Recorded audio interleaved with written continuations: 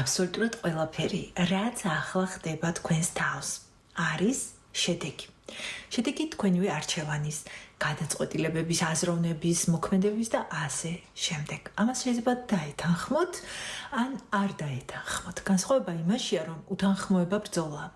ბრძოლაა იმასთან, რაც არის. ეს კი ძალიან დამღლელია. ბრძოლაზე მიდის დიდი ძალა და ენერგია.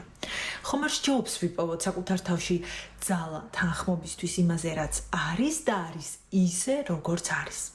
ეს დიდ ენერგიას გამოათავისუფლებს, რომელსაც ახალი გადაწყვეტილებებისა და მოქმედებისთვის გამოიყენებთ.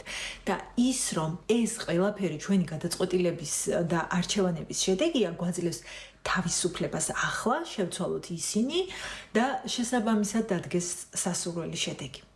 გამოდის, რომ ყველა აზრი, შეგრძნება, მოქმედება დღეიდან იქნება სამომავლო შედეგების საფუძველი. არჩევანი თქვენზეა, რას შექმნით ამ მოცემული ინგრედიენტებით.